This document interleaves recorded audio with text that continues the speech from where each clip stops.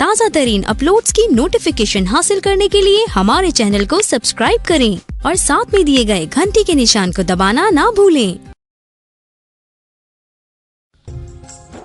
विराट पर्व अध्याय 214 विराट और सुशर्मा का युद्ध तथा भीमसेन द्वारा सुशर्मा का पराभव।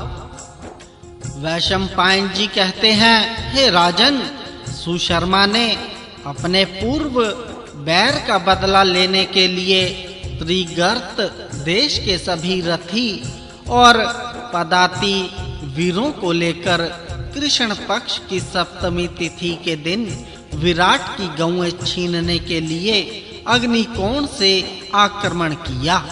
उसके दूसरे दिन समस्त कौरवों ने मिलकर दूसरी ओर से जाकर विराट की हजारों गौएं पकड़ ली।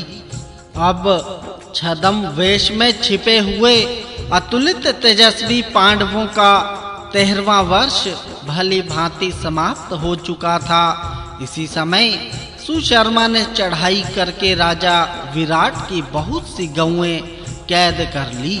यह देखकर राजा का प्रधान गोप बड़ी तेजी से नगर में आया और फिर रथ से कूदकर राजसभा में पहुंचकर राजा को प्रणाम करके कहने लगा, हे महाराज, त्रिगर्त देश के योद्धा हमें युद्ध में परास्त करके आपकी 1,00,000 गौएं लिए जा रहे हैं।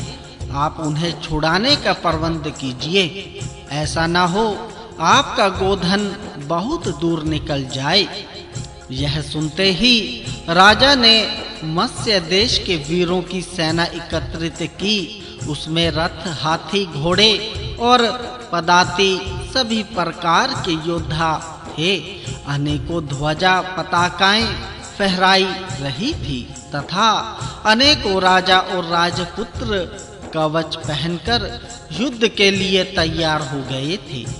इस प्रकार सैकड़ों देवतुल्य महारथियों ने स्वेच्छा से कवच धारण कर लिए और युद्ध सामग्री से संपन्न सफेद रथों में सोने के साज से सजे हुए घोड़े जुतवाकर उन पर बैठ कर नगर से बाहर निकले। इस प्रकार जब सारी सेना तैयार हो गई तो राजा विराट ने अपने छोटे भाई शतानिक से कहा, मेरा ऐसा विचार है कि कंक, बल्ब, तांतिपाल और ग्रंथिक भी बड़े वीर हैं और निस्संदेह युद्ध कर सकते हैं। इन्हें भी ध्वजा पताका से सुशोभित रथ और जो ऊपर से दृढ़ किंतु भीतर से कोमल हो ऐसे कवच दो। राजा विराट की यह बात सुनकर शतानिक ने पांडवों के लिए भी रथ तैयार करने की आज्ञा दी और महारथी पांडवगण सुवर्ण जटित रथों पर चढ़कर एक साथ ही राजा विराट के पीछे चले। वे चारों ही भाई बड़े शूरवीर और सच्चे पराक्रमी थे। उनके सिवा 8,000 रथी, 1,000 गजारोही और 60,000 घुड़सवार भी राजा विराट के साथ चले। हे भरत श्रेष्ठ, विराट की यह सेना बड़ी ही भली जान पड़ती थी। वह गौओं के खुरों के चिन्ह देखती आगे बढ़ने लगी। मत्स्य देशीय वीर नगर से निकलकर व्यूह रचना की विधि से चले और उन्होंने सूर्य ढलते ढलते त्रिगर्तों को पकड़ लिया। बस दोनों ओर के वीर परस्पर शस्त्र संचालन करने लगे और उनमें देवासुर संग्राम की तरह बड़ा ही भयंकर और रोमांचकारी युद्ध छिड़ गया।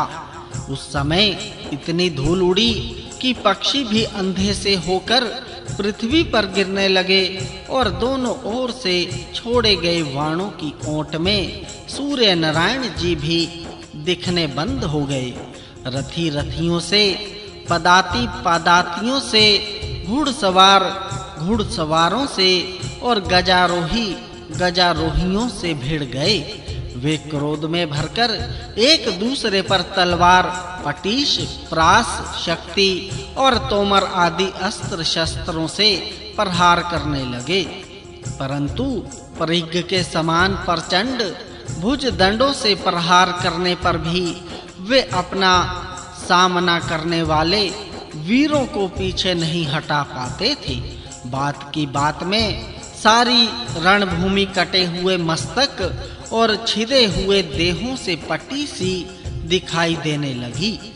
इस प्रकार युद्ध करते करते शतानिक ने 100 और विशालाक्ष ने 400 त्रिगर्त वीरों को धराशायी कर दिया। फिर वे दोनों महारथी शत्रुओं की सेना के भीतर घुस गए और विपक्षी वीरों के केश पकड़कर पटकने लगे तथा उन्होंने बहुतों के रथों को चकनाचूर कर दिया। राजा विराट ने 500 रथी, 800 घुड़सवार और 5 महारथी मार डाले। फिर तरह-तरह से रथ युद्ध का कौशल दिखाते वे सोने के रथ पर चढ़े हुए सुशर्मा से आकर भिड़ गए। उन्होंने 10 बाणों से सुशर्मा को और 5-5 बाणों से उसके चारों घोड़ों को बींध डाला तथा रणोमत्त सुशर्मा ने उन्हें 50 बाणों से बींध दिया। सुशर्मा बड़ा बाकुरा वीर था। उसने मत्स्यराज की सारी सेना को अपने प्रबल पराक्रम से रौंद डाला और फिर राजा विराट की ओर दौड़ा। उसने विराट के रथ के दोनों घोड़ों को तथा अंगरक्षक और सारथी को मारकर उन्हें जीवित ही पकड़ लिया और अपने रथ में डालकर चल दिया। यह देखकर कुंती नंदन युधिष्ठिर ने भीमसेन से कहा, हे महाबाहो, त्रिगर्तराज सुशर्मा महाराज विराट को लिए जा रहा है। तुम उन्हें झटपट छुड़ा लो, ऐसा ना हो वे शत्रुओं के पंजे में फंस जाएं। तब भीमसेन ने कहा, हे महाराज, आपकी आज्ञा से मैं इन्हें अभी छुड़ाता हूँ। इस सामने वाले वृक्ष की शाखाएं बहुत अच्छी हैं। यह तो गदा रूप ही जान पड़ता है। इसको उखाड़कर इसी के द्वारा मैं शत्रुओं को चौपट कर दूंगा। युधिष्ठिर बोले, हे भीमसेन, ऐसा साहस का काम मत करना। इस वृक्ष को तो खड़ा रहने दो। यदि तुम ऐसा अति मानुष कर्म करोगे तो लोग पहचान जाएंगे कि यह तो भीम है। इसीलिए तुम कोई दूसरा ही मनुष्योचित शस्त्र लो। धर्मराज के ऐसा कहने पर भीमसेन ने बड़ी फुर्ती से अपना श्रेष्ठ धनुष उठाया और मेघ जैसे जल बरसाता है वैसे ही सुशर्मा पर बाणों की वर्षा करने लगे। यह देखकर भाइयों के सहित सुशर्मा धनुष चढ़ाकर लौट पड़ा और एक निमेष में ही वे रथी भीमसेन से भिड़ गए।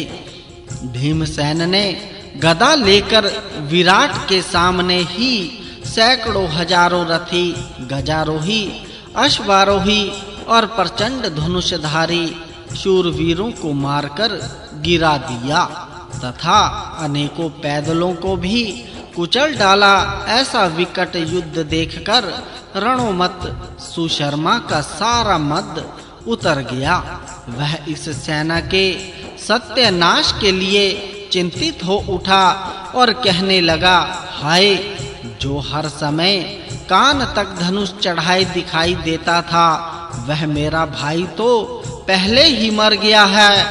फिर वह भीमसेन पर बार-बार तीखे बाण छोड़ने लगा। यह देखकर सभी पांडव क्रोध में भर गए और घोड़ों को त्रिगर्तों की ओर मोड़कर उन पर दिव्य अस्त्रों की वर्षा करने लगे। राजा युधिष्ठिर ने बात ही बात में 1000 योद्धाओं को मार डाला। भीमसेन ने 7000 त्रिगर्तों को धराशायी कर दिया तथा नकुल ने 700 और सहदेव ने 300 वीरों को नष्ट कर डाला। अंत में भीमसेन सुशर्मा के पास आए और अपने पैने बाणों से उसके घोड़ों को तथा अंगरक्षकों को मार डाला। फिर उसके सारथी को रथ के जुए पर से गिरा दिया।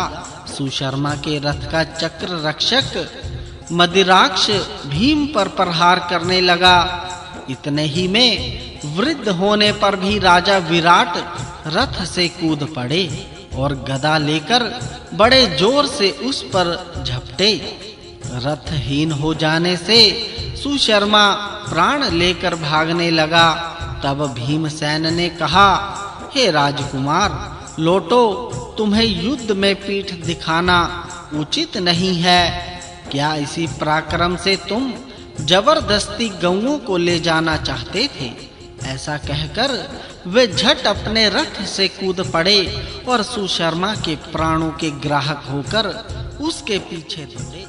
उन्होंने लपक कर सुशर्मा के बाल पकड़ लिए और उसे उठाकर पृथ्वी पर पटक कर रगड़ने लगे। सुशर्मा रोने चिल्लाने लगा। तब भीमसेन ने उसके सिर पर लात मारी और उसकी छाती पर घुटने टेक कर उसके ऐसा घूंसा मारा कि वह अचेत हो गया।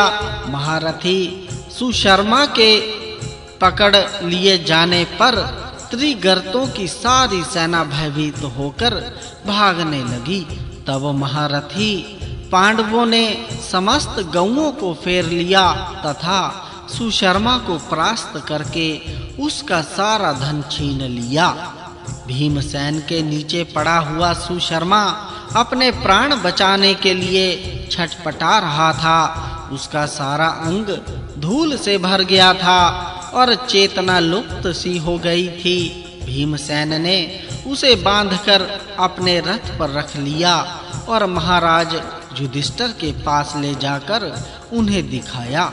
युधिष्ठिर उसे देखकर हंसे और भीमसेन से बोले, हे भैया, इस नराधम को छोड़ दो। भीमसेन ने सुशर्मा से कहा, रे मूढ़, यदि तू जीवित रहना चाहता है तो तुझे विद्वानों और राजाओं की सभा में यह कहना पड़ेगा कि मैं दास हूँ, तभी तुम्हें जीवन दान कर सकता हूँ। इस पर धर्मराज ने प्रेम पूर्वक कहा, हे भैया, यदि तुम मेरी बात मानते हो तो इस पाप कर्मा सुशर्मा को छोड़ दो। यह महाराज विराट का दास तो हो ही चुका है। फिर त्रिगर्त राज से कहा, जाओ, अब तुम दास नहीं हो, फिर कभी ऐसा साहस मत करना। युधिष्ठिर की यह बात सुनकर सुशर्मा ने लज्जा से मुख नीचा कर लिया और जब भीमसेन ने उसे छोड़ दिया तो उसने राजा विराट के पास जाकर उन्हें प्रणाम किया। इसके पश्चात वह अपने देश को चला गया। फिर मत्स्यराज विराट ने प्रसन्न होकर युधिष्ठिर से कहा, आइए, इस सिंहासन पर मैं आपका अभिषेक कर दूं। अब आप ही हमारे मत्स्य देश के स्वामी हो। इसके सिवा आपके मन में यदि कोई ऐसी चीज पाने की इच्छा हो तो संसार में अत्यंत दुर्लभ हो तो वह भी मैं देने को तैयार हूँ, क्योंकि आप तो सभी पदार्थ पाने योग्य हैं। तब युधिष्ठिर ने मत्स्यराज से कहा, हे महाराज, आपका कथन बड़ा ही मनोहर है। मैं उसकी हृदय से सराहना करता हूँ। आप बड़े दयालु हैं। भगवान जी आपको सर्वदा सब प्रकार आनंद में रखें। हे राजन, अब शीघ्र ही दूतों को नगर में भिजवाइए। वे आपके संबंधियों को इस शुभ समाचार की सूचना दें और नगर में आपकी विजय की घोषणा करा दें। तब राजा ने दूतों को आज्ञा दी कि तुम नगर में जाकर मेरी विजय की सूचना दो। मत्स्यराज की आज्ञा को सिर पर चढ़ाकर दूत बड़े हर्ष से नगर की ओर चले और रात में रास्ता तय करके सवेरे ही नगर के समीप पहुंचकर विजय की घोषणा कर दी। विराट पर्व अध्याय 215 कौरवों की चढ़ाई। उत्तर का बृहन्नला को सारथी बनाकर युद्ध में जाना और कौरव सेना को देखकर डर से भागना।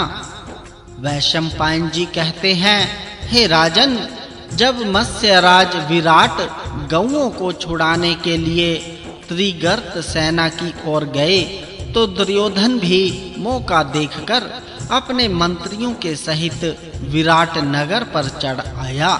भीष्म, द्रोण, कर्ण, कृप, अश्वत्थामा, शकुनी, दुशासन, विभीषति, विकर्ण, चित्रसेन, दुर्मुख, दुशल तथा और भी अनेकों महारथी दुर्योधन के साथ थे। ये सब कौरव वीर विराट की 60,000 गौओं को सब ओर से रथों की पंक्ति से रोककर ले चले। उन्हें रोकने पर जब मारपीट होने लगी तब गवालियों का सरदार रथ पर चढ़कर अत्यंत दीन की तरह रोता बिलखता नगर में आया। वह सीधा राजमहल के दरवाजे पर पहुंचा और रथ से उतरकर भीतर चला गया। वहां उसे विराट का पुत्र भूमिजय अर्थात उत्तर मिला। गोपराज ने उसको सारा समाचार सुना दिया और कहा, हे राजकुमार, आपकी 60,000 गौओं को कौरव लिए जा रहे हैं। आप राज्य के बड़े हित चिंतक हैं। इस समय अपनी अनुपस्थिति में महाराज आपको ही यहाँ का प्रबंध सौंप गए हैं और सभा में वे आपकी प्रशंसा करते हुए यह कहाँ भी करते हैं, मेरा यह कुलदीपक पुत्र ही मेरे अनुरूप और बड़ा शूरवीर है। अतः इस समय आप तुरंत ही गौओं को छुड़ाने के लिए जाइए और महाराज के कथन को सत्य करके दिखाइए। राजकुमार अंतःपुर में स्त्रियों के बीच में बैठा था। जब उससे ग्वालिये ने ये बातें कही तो वह अपनी बढ़ाई करता हुआ कहने लगा, हे भाई, आज मैं जिस ओर गौएं गई हैं उधर अवश्य जाऊंगा। मेरा धनुष तो काफी मजबूत है, किंतु किसी ऐसे सारथी की आवश्यकता है जो घोड़े चलाने में बहुत निपुण हो। इस समय मेरी निगाह में कोई ऐसा आदमी नहीं है जो मेरा सारथी बन सके। अतः तुम शीघ्र ही मेरे लिए कोई कुशल सारथी तलाश करो। फिर तो इंद्र जैसे दानवों को भयभीत कर देते हैं, उसी प्रकार मैं दुर्योधन, भीष्म, कर्ण, कृपाचार्य, द्रोण और अश्वत्थामा इन सभी महान धनुर्धरों के छक्के छुड़ाकर एक क्षण में ही अपनी गौओं को लौटा लाऊंगा।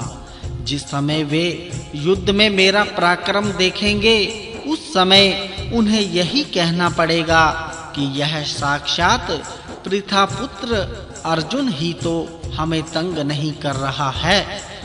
जब राजपुत्र ने स्त्रियों के बीच में बार-बार अर्जुन का नाम लिया तो द्रौपदी से ना रहा गया।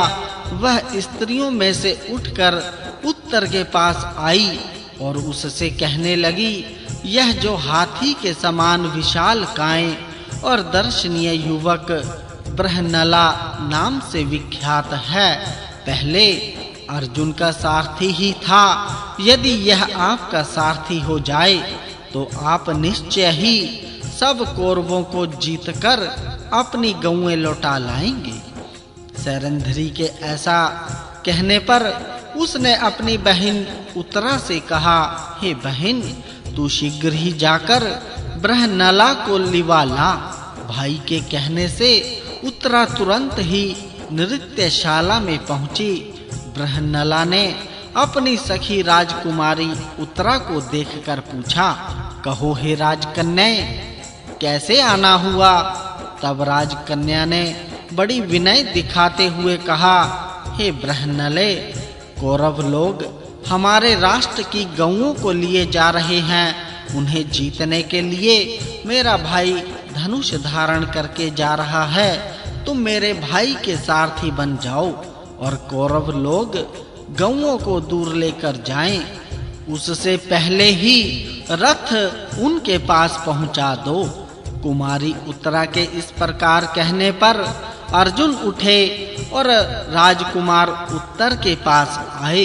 बृहन्नला को दूर ही से आते देखकर राजकुमार ने कहा, हे बृहन्नले, जिस समय मैं गौओं को बचाने के लिए कौरवों के साथ युद्ध करूं, उस समय तुम मेरे घोड़ों को उसी प्रकार अपने काबू में रखना जिस प्रकार पहले से रखते आए हो। मैंने सुना है पहले तुम अर्जुन के प्रिय सारथी थे और तुम्हारी सहायता से ही पांडव परवर अर्जुन ने सारी पृथ्वी को जीता था। इसके पश्चात उत्तर ने सूर्य के समान चमचमाता हुआ बढ़िया कवच धारण किया तथा अपने रथ पर सिंह की ध्वजा लगाकर बृहन्नला को सारथी बनाया। फिर बहुमूल्य धनुष और बहुत से उत्तम बाण लेकर उसने युद्ध के लिए कूच किया। इस समय बृहन्नला की सखी उत्तरा और दूसरी कन्याओं ने कहा, हे बृहन्नले, तुम संग्राम भूमि में आई हुए भीष्म, द्रोण आदि कौरवों को जीतकर हमारी गुड़ियों के लिए रंग बिरंगे महीन और कोमल वस्त्र लाना। इस पर अर्जुन ने हंसकर कहा, यदि ये राजकुमार उत्तर रणभूमि में उन महारथियों को परास्त कर देंगे तो मैं अवश्य उनके दिव्य और सुंदर वस्त्र लाऊंगी।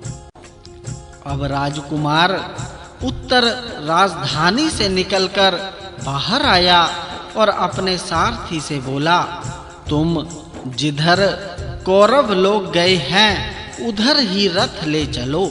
यहाँ जो कौरव लोग विजय की आशा से आकर इकट्ठे हुए हैं उन सब को जीतकर और उनसे गौएं लेकर मैं बहुत जल्द लौट आऊंगा। तब पांडुनंदन अर्जुन ने उत्तर के उत्तर जाति के घोड़ों की लगाम ढीली कर दी। अर्जुन ने हाँकने से वे हवा से बात करने लगे और ऐसे दिखाई देने लगे मानो आकाश में उड़ रहे हों। थोड़ी ही देर जाने पर उत्तर और अर्जुन को महाबली कौरवों की सेना दिखाई दी। वह विशाल वाहिनी हाथी, घोड़े और रथों से भरी हुई थी। कर्ण, दुर्योधन, कृपाचार्य, भीष्म और अश्वत्थामा के सहित महान धनुर्धर द्रोण उसकी रक्षा कर रहे थे।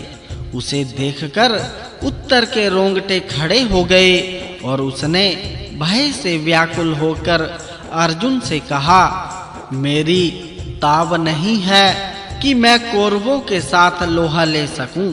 देखते नहीं हो मेरे सारे रोंगटे खड़े हो गए हैं। इस सेना में तो अंगगणित वीर दिखाई दे रहे हैं। यह तो बड़ी ही विकट है। देवता लोग भी इसका सामना नहीं कर सकते। मैं तो अभी बालक ही हूँ। शस्त्र अस्त्र का भी विशेष अभ्यास नहीं किया है। फिर मैं अकेला ही इन शस्त्र विद्या के पारगामी महावीरों से कैसे लड़ूंगा। इसीलिए बृहन्नले, तुम लौट चलो। बृहन्नला ने कहा, हे राजकुमार, तुमने स्त्री पुरुषों के सामने अपने पुरुषार्थ की बड़ी प्रशंसा की थी और तुम शत्रु से लड़ने के लिए ही घर से निकले हो। फिर अब युद्ध क्यों नहीं करते? यदि तुम उन्हें परास्त किए बिना घर लौट चलोगे तो सब स्त्री पुरुष आपस में मिलकर तुम्हारी हंसी करेंगे। मुझसे भी सरंधरी ने तुम्हारा सारथ्य करने को कहा था। इसीलिए अब बिना गौएं लिए नगर की ओर जाना मेरा काम नहीं है। उत्तर बोला, हे बृहन्नले, कौरव लोग मत्स्यराज की बहुत सी गौएं लिए जाते हैं तो ले जाएं और स्त्री पुरुष मेरी हंसी करें तो करते रहें, किंतु अब युद्ध करना मेरे वश की बात नहीं है। ऐसा कहकर राजकुमार उत्तर रथ से कूद पड़ा और सारी मान मर्यादा को तिलांजलि देकर धनुष बाण फेंक कर भागा। यह देखकर बृहन्नला ने कहा, शूरवीरों की दृष्टि में युद्ध स्थल से भागना क्षत्रियों का धर्म नहीं है। क्षत्रिय के लिए तो युद्ध में मरना ही अच्छा है, डरकर पीठ दिखाना अच्छा नहीं है। ऐसा कहकर कुंती नंदन अर्जुन भी रथ से कूद पड़े और भागते हुए राजकुमार के पीछे दौड़े और बड़ी तेजी से 100 ही कदम पर उसके बाल पकड़ लिए। अर्जुन द्वारा पकड़ लिए जाने पर उत्तर कायरों की तरह दीन होकर रोने लगा और बोला, हे कल्याणी बृहन्नले, सुनो, तुम जल्दी ही रथ लौटा ले चलो। देखो, जिंदगी रहेगी तो अच्छे दिन भी देखने को मिल ही जाएंगे। उत्तर इसी प्रकार घबराकर बहुत अनुनय विनय करता रहा, किंतु अर्जुन हंसते-हंसते उसे रथ के पास ले आए और कहने लगे, हे राजकुमार, यदि शत्रुओं से युद्ध करने की तुम्हारी हिम्मत नहीं है तो लो, तुम घोड़ों की रास संभालो, मैं युद्ध करता हूँ, तुम इस रथियों की सेना में चले चलो। डरना मत, मैं अपने बाहुबल से तुम्हारी रक्षा करूँगा। और तुम डरते क्यों हो? आखिर हो तो क्षत्रिय के ही बालक, फिर शत्रुओं के सामने आकर घबराना कैसा? देखो, मैं इस दुर्जय सेना में घुसकर कौरवों से लड़ूंगा और तुम्हारी गौएं छुड़ा कर लाऊंगा। तुम जरा मेरी सारथी का काम कर दो। इस प्रकार महावीर अर्जुन ने युद्ध से डरकर भागते हुए उत्तर को समझाया और उसे फिर रथ पर चढ़ा लिया। सारे बोलो भगवान कृष्ण जी की जय। विराट पर्व अध्याय 216। अर्जुन का शमी वृक्ष के पास जाकर अपने शस्त्र अस्त्र से सुसज्जित होना और उत्तर को अपना परिचय देकर कौरव सेना की ओर जाना। वैशंपायन जी कहते हैं, हे राजन, जब भीष्म, द्रोण आदि प्रधान कौरव महारथियों ने उस नपुंसक वेशधारी पुरुष को उत्तर को रथ में चढ़ाकर शमी वृक्ष की ओर जाते देखा तो वे अर्जुन की आशंका करके मन ही मन बहुत डरे। तब शस्त्र विद्या विशारद द्रोणाचार्य जी ने पितामह भीष्म से कहा, हे गंगा पुत्र, यह जो स्त्री वेशधारी दिखाई देता है वह इंद्र का पुत्र कपिध्वज अर्जुन जान पड़ता है। यह अवश्य ही हमें युद्ध में जीतकर गौएं ले जाएगा। इस सेना में मुझे तो इसका सामना करने वाला कोई भी योद्धा दिखाई नहीं देता। सुनते हैं कि हिमालय पर तपस्या करते समय अर्जुन ने किरात वेशधारी भगवान शंकर जी को भी युद्ध करके प्रसन्न कर लिया था। इस पर कर्ण बोला, हे आचार्य, आप सदा ही अर्जुन के गुण गाकर हमारी निंदा किया करते हैं, किंतु वह मेरे और दुर्योधन के तो 16वें अंश के बराबर भी नहीं है। दुर्योधन ने कहा, और कर्ण, यदि यह अर्जुन है तब तो मेरा काम ही बन गया, क्योंकि पहचान लिए जाने के कारण अब पांडवों को फिर 12 वर्ष तक वन में विचरना पड़ेगा। और यदि कोई दूसरा पुरुष नपुंसक के रूप में आया है तो मैं इसे अपने पैने बाणों से धराशायी कर ही दूंगा।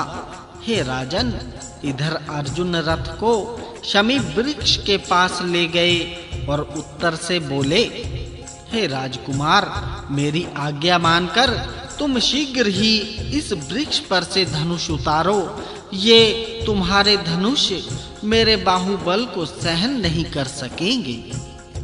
इस वृक्ष पर पांडवों के शस्त्र रखे हुए हैं, यह सुनकर राजकुमार उत्तर रथ से उतर पड़ा और उसे विवश होकर उस वृक्ष पर चढ़ाना पड़ा। अर्जुन ने रथ पर बैठे ही फिर आज्ञा दी, इन्हें झटपट उतार लाओ, देरी मत करो और जल्दी ही इनके ऊपर जो वस्त्र आदि लिपटे हुए हैं उन्हें खोल दो।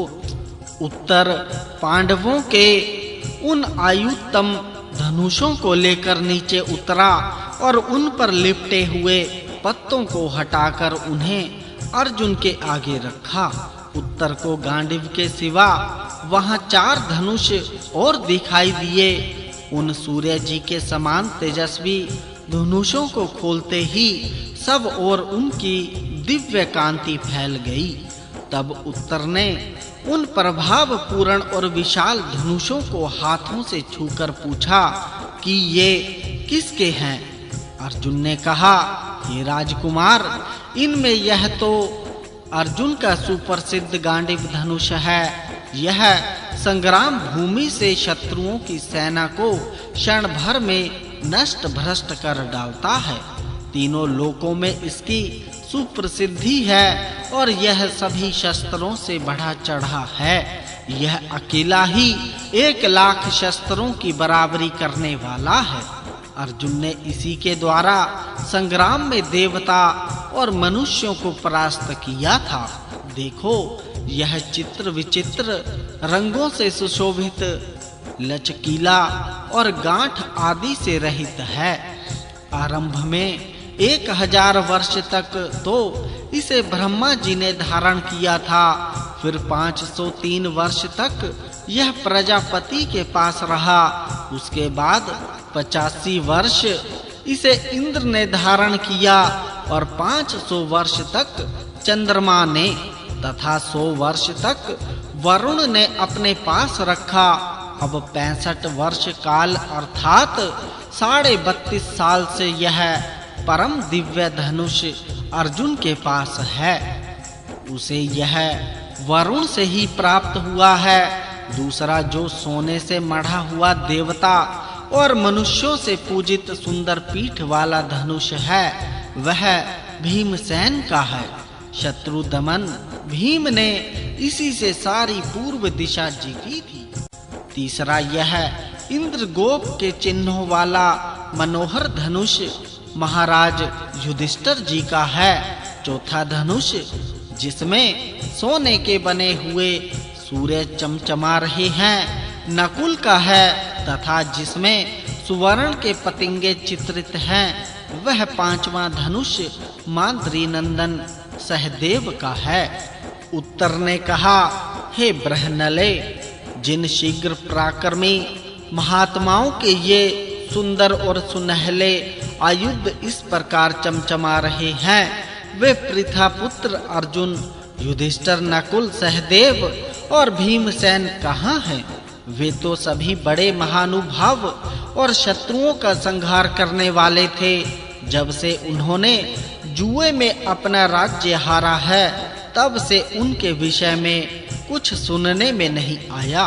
तथा स्त्रियों में रतन स्वरूपा पंचाल कुमारी द्रौपदी भी कहाँ है? अर्जुन ने कहा, मैं ही पृथा पुत्र अर्जुन हूँ।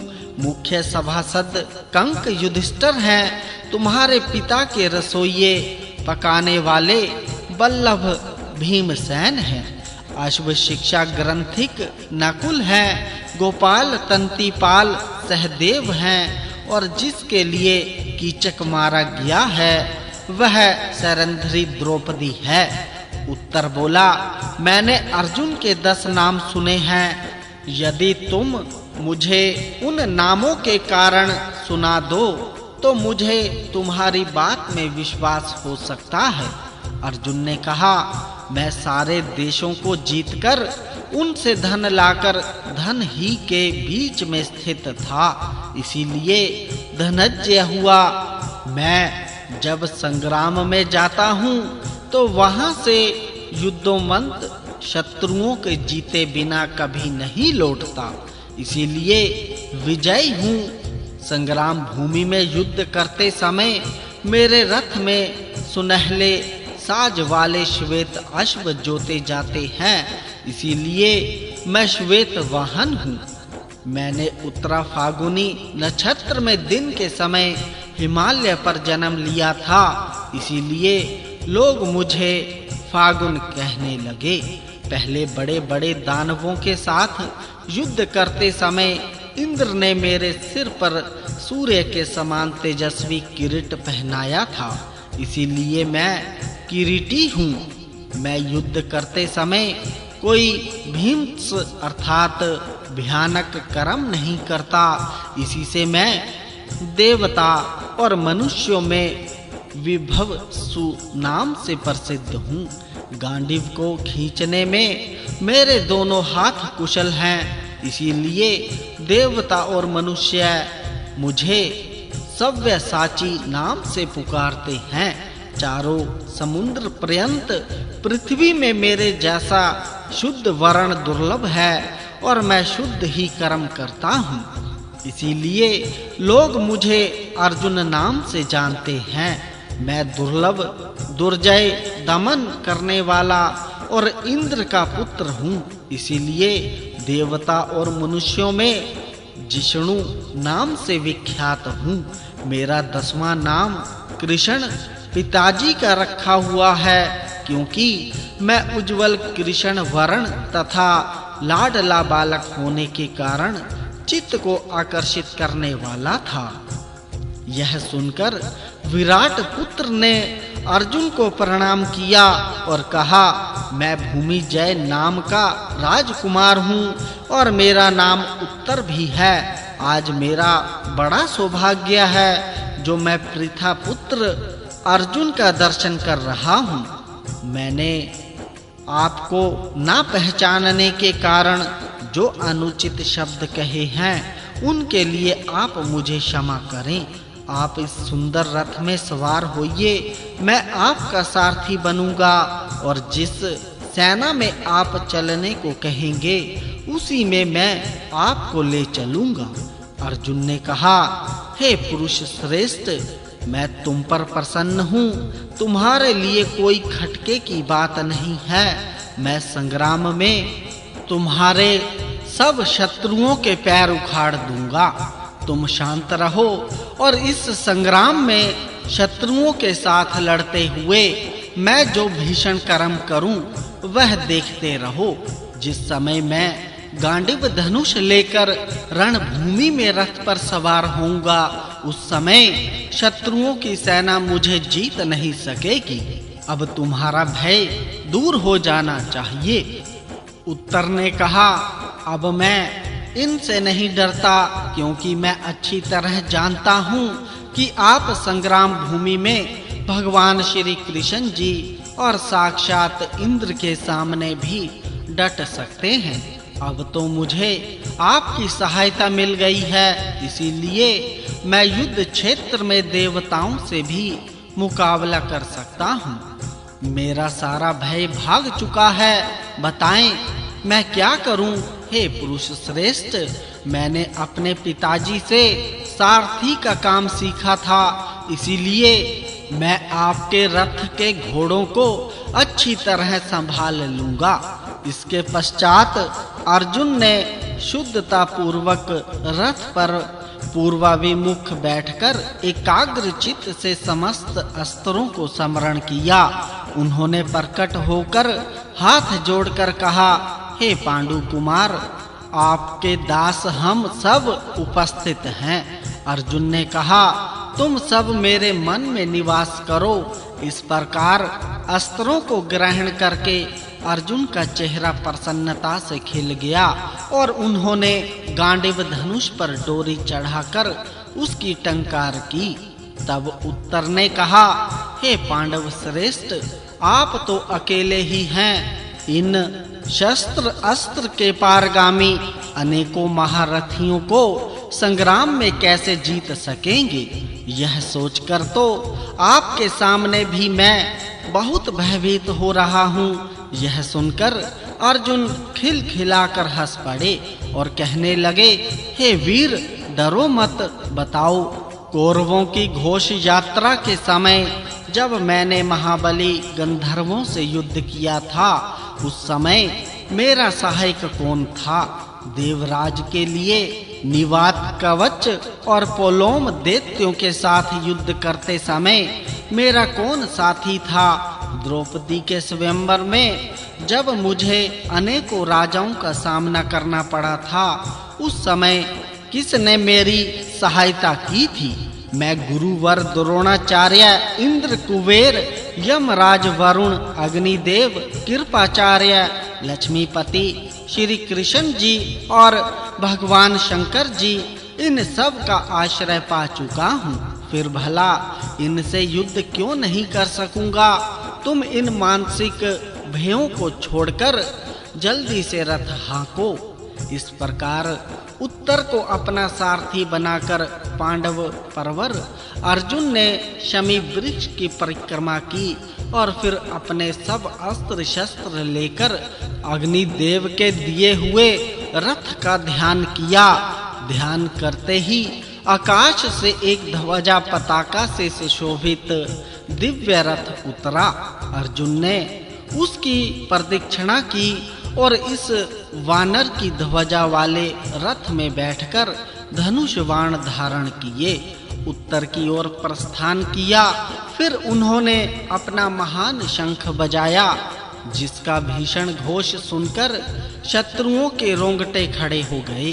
राजकुमार उत्तर को भी बड़ा भय मालूम हुआ और वह रथ के भीतरी भाग में घुसकर बैठ गया। तब अर्जुन ने रासे खींचकर घोड़ों को खड़ा किया और उत्तर को हृदय से लगाकर आश्वासन देते हुए कहा, हे राजपुत्र, डरो मत, आखिर तुम क्षत्रिय ही हो, फिर शत्रुओं के बीच में आकर घबराते क्यों हो? उत्तर ने कहा, मैंने शंख और भैरियों के शब्द तो बहुत सुने हैं तथा सेना की मोर्चे बंदी से खड़े हुए हाथियों की चिंगाड़ सुनने का भी मुझे कई बार अवसर मिला है, किंतु ऐसा शंख का शब्द तो मैंने पहले कभी नहीं सुना। इसी से इस शंख के शब्द, धनुष की टंकार, ध्वजा में रहने वाले अमानुषी भूतों की हुंकार और रथ की घरघराहट से मेरा मन बहुत ही घबरा रहा है।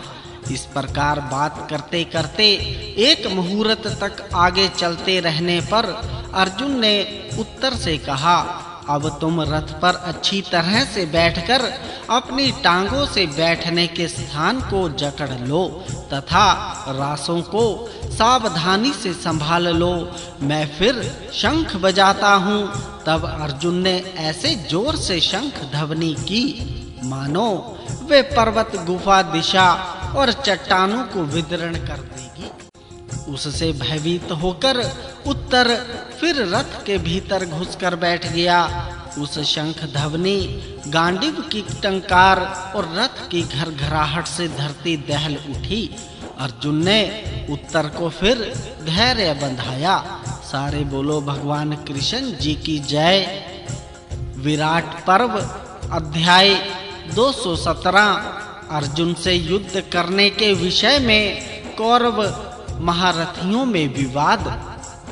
इस भीषण शब्द को सुनकर कौरव सेना में द्रोणाचार्य ने कहा, यह मेघ गर्जन के समान जो रथ की भीषण घरघराहट सुनाई दे रही है, जिससे पृथ्वी में भी कंप होने लगा है, इससे जान पड़ता है कि यह अर्जुन के सिवा कोई और नहीं है।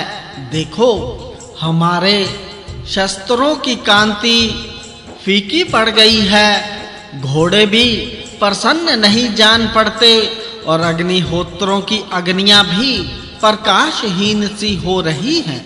इससे जान पड़ता है कोई अच्छा परिणाम नहीं होगा। सभी योद्धाओं के मुख निस्तेज और मन उदास दिखाई देते हैं। अतः हम गौओं को हस्तिनापुर की ओर भेजकर व्यूह रचना करके खड़े हो जाएं।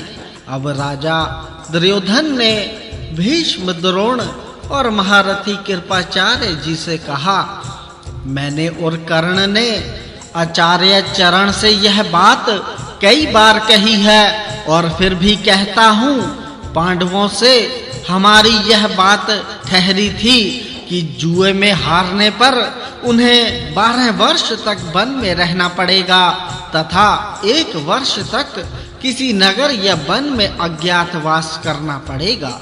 अभी इनका 13वां वर्ष पूरा नहीं हुआ है और यदि उसके पूरे होने से पहले ही अर्जुन हमारे सामने आ गया है तो पांडवों को 12 वर्ष तक फिर वन में रहना पड़ेगा। इस बात का निर्णय पितामह भीष्म कर सकते हैं। इसके सिवा एक बात यह भी है कि इस रथ में बैठकर चाहे मत्स्यराज विराट आया हो चाहे अर्जुन, हमें तो सबसे लड़ना ही है। ऐसी ही हमारी प्रतिज्ञा भी है। फिर ये भीष्म, द्रोण, कृप, विकर्ण और अश्वत्थामा आदि महारथी इस प्रकार निरुत्साह होकर क्यों बैठे हैं? इस समय सभी महारथी घबराए से दिखाई देते हैं, किंतु युद्ध के सिवा और कोई बात हमारे लिए हितकर नहीं है। इसीलिए आप सब अपने मन को उत्साहित रखें। यदि देवराज इंद्र और स्वयं यमराज भी संग्राम करके हमसे गोधन छीन ले तो ऐसा कौन है जो हस्तिनापुर लौट कर जाना चाहेगा? दुर्योधन की बात सुनकर कर्ण ने कहा, आप लोग आचार्य द्रोण को सेना के पीछे रखकर युद्ध की नीति का विधान करें। देखिए ना, अर्जुन को आते देखकर ये उसकी प्रशंसा करने लगे हैं। इससे हमारी सेना पर क्या प्रभाव पड़ेगा? इसलिए ऐसी नीति से काम लेना चाहिए जिससे हमारी सेना में फूट ना पड़े। जिस समय ये अर्जुन के घोड़ों की हिनहिनाहट सुनेंगे उसी समय इनके घबराने से सारी सेना अव्यवस्थित हो जाएगी। इस समय हम विदेश में हैं और बड़े भारी जंगल में पड़े हुए हैं। गर्मी की ऋतु है तथा शत्रु हमारे सिर पर आ बोला है। इसीलिए ऐसी नीति का आश्रय लेना चाहिए जिससे हमारी सेना घबराहट में ना पड़े।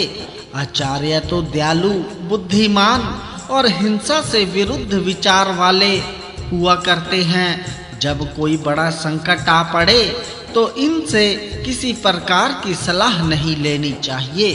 पंडितों की शोभा तो मनोरम महलों में, सभाओं में और बगीचों में चित्र विचित्र कथाएं सुनाने में ही है अथवा बलि, वैश्व, देव आदि के द्वारा अन्न का संस्कार करने में तथा कीट आदि गिर जाने से उसके दूषित हो जाने पर भी पंडितों की सम्मति काम दे सकती है। अतः शत्रु की प्रशंसा करने वाले इन पंडित लोगों को पीछे की ओर रखकर ऐसी नीति का आश्रय लो जिससे शत्रु का नाश हो।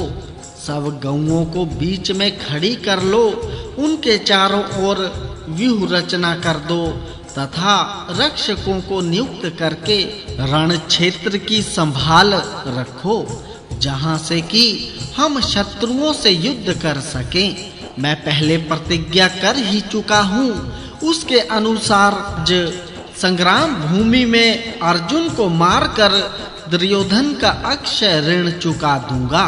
यह सुनकर कृपाचार्य जी ने कहा, हे कर्ण, युद्ध के विषय में तुम्हारी बुद्धि सदा ही बड़ी कड़ी रहती है। तुम ना तो कार्य के स्वरूप पर ध्यान देते हो और ना उसके परिणाम पर विचार करते हो। विचार करने पर तो यही समझ में आता है कि हम लोग अर्जुन से लोहा लेने में समर्थ नहीं हैं। देखो, उसने अकेले ही चित्रसेन गंधर्व के सेवकों को युद्ध करके समस्त कौरवों की रक्षा की थी तथा अकेले ही अग्निदेव को तृप्त किया था। जब किरात वेश में भगवान शंकर जी उसके सामने आए तो उनसे भी उसने अकेले ही युद्ध किया था। निवात कवच और काल के दानवों को तो देवता भी नहीं दबा सके थे। उन्हें भी उसने युद्ध में अकेले ही मारा था। अर्जुन ने तो अकेले ही अनेकों राजाओं को अपने अधीन कर लिया था। तुम ही बताओ, तुमने भी अकेले रहकर कभी कोई ऐसी करतूत करके दिखाई है? अर्जुन के साथ युद्ध करने की सामर्थ्य तो इंद्र में भी नहीं है। तुम जो उसके साथ भिड़ने की बात कह रहे हो, इससे मालूम होता है तुम्हारा मस्तिष्क ठिकाने नहीं है। इसकी तुम्हें दवा करानी चाहिए। हाँ, द्रोण, दुर्योधन, भीष्म, तुम, अश्वत्थामा और हम सब मिलकर अर्जुन का सामना करेंगे। तुम अकेले ही उससे भिड़ने का साहस मत करो। इसके बाद अश्वत्थामा ने कहा, अभी तो हमने गौओं को जीता भी नहीं है और ना हम मत्स्य राज्य की सीमा पर ही पहुँचे हैं। हस्तिनापुर भी अभी बहुत दूर है। फिर तुम ऐसे बढ़-बढ़कर बातें क्यों बनाते हो? दुर्योधन तो बड़ा ही क्रूर और निर्लज्ज है। नहीं तो जुए में राज्य जीतकर भला किस क्षत्रिय को संतोष होगा? अतः जिस प्रकार तुमने जुआ खेला था, इंद्रप्रस्थ को जीता था और द्रौपदी को ब्लात सभा में बुलाया था, उसी प्रकार अब अर्जुन के साथ संग्राम करना। अरे काल, पवन, मृत्यु और बड़वानल जब कोप करते हैं तो कुछ न कुछ शेष छोड़ देते हैं, किंतु अर्जुन तो कुपित होने पर कुछ भी बाकी नहीं छोड़ता। अतः जिस प्रकार तुमने द्यूत सभा में शकुनी की सलाह से जुआ खेला था, उसी प्रकार तुम मामा जी की देख रेख में ही अर्जुन से लड़ लो। हे भाई, और कोई भी वीर युद्ध करे, मैं तो अर्जुन से लड़ूंगा नहीं। यदि गौएं लेने के लिए मत्स्य राज विराट आया तो उससे मैं अवश्य युद्ध करूंगा। फिर भीष्म पितामह बोले, अश्वत्थामा और कृपाचार्य का विचार बहुत ठीक है। कर्ण तो क्षत्रिय धर्म के अनुसार युद्ध करने पर ही तुला हुआ है। किसी भी समझदार आदमी को आचार्य द्रोण पर दोष नहीं लगाना चाहिए। और जब अर्जुन हमारे सामने आ गया है तो आपस में विरोध करने का अवसर तो यह है ही नहीं। आचार्य कृप, द्रोण और अश्वत्थामा को भी इस समय क्षमा ही करना चाहिए। बुद्धिमानों ने सेना से संबंध रखने वाले जितने दोष बताए हैं, उनमें आपस की फूट सबसे बढ़कर है। दुर्योधन ने कहा, हे आचार्य चरण, इस समय क्षमा करें और शांति रखें। यदि इस समय गुरुदेव के चित्त में कोई अंतर न आया, तभी हमारा आगे का काम बनना संभव है। तब कर्ण, भीष्म और कृपाचार्य जी के सहित दुर्योधन ने आचार्य द्रोण से क्षमा करने की प्रार्थना की। इससे शांत होकर द्रोणाचार्य ने कहा, शांतनु नंदन, भीष्म ने जो बात कही है, मैं तो उसे सुनकर ही प्रसन्न हो गया था। अच्छा, अब युद्ध की नीति का विधान करो। दुर्योधन को पांडवों के 13वें वर्ष के पूरे होने में संदेह है, किंतु ऐसा हुए बिना अर्जुन कभी हमारे सामने नहीं आता। दुर्योधन ने इस विषय में कई बार शंका की है। अतः भीष्म जी इस विषय में ठीक निर्णय करके बताने की कृपा करें। इस पर पितामह भीष्म जी ने कहा, कला, काष्ठ, मुहूर्त, दिन, पक्ष, मास, नक्षत्र, ग्रह, ऋतु और संवत्सर, ये सब मिलकर एक काल चक्र बने हुए हैं। वह काल चक्र कला, काष्ठ आदि के विभाग पूर्वक घूमता रहता है। उनमें सूर्य और चंद्रमा नक्षत्रों को लांघ जाते हैं तो काल की कुछ वृद्धि हो जाती है। इसी से हर 5वें वर्ष 2 महीने बढ़ जाते हैं। इसीलिए मेरा ऐसा विचार है कि पांडवों को अब 13 वर्ष से 5 महीने और 12 दिन का समय अधिक हो गया है। पांडवों ने जो जो प्रतिज्ञाएं की थी उनका ठीक ठीक पालन किया है। इस समय इस अवधि का भी अच्छी तरह निश्चय करके ही अर्जुन हमारे सामने आया है। ये सभी बड़े महात्मा तथा धर्म और अर्थ के मर्मज्ञ हैं। भला युधिष्ठिर जिनके नेता हैं वे धर्म के विषय में कोई चूक कैसे कर सकते हैं। पांडव लोग निर्लोभ हैं, उन्होंने बड़ा दुष्कर कर्म किया है, इसीलिए वे राज्य को भी किसी नीति विरुद्ध उपाय से लेना नहीं चाहेंगे। पराक्रम पूर्वक राज्य लेने में तो वे वनवास के समय भी समर्थ थे, किंतु धर्मपाश में बंधे होने के कारण वे शास्त्र धर्म से विचलित नहीं हुए। इसीलिए जो ऐसा कहेगा कि अर्जुन मिथ्याचारी है, उसे मुंह की खानी पड़ेगी। पांडव लोग मौत को गले लगा लेंगे, किंतु असत्य को कभी नहीं अपनावेंगे।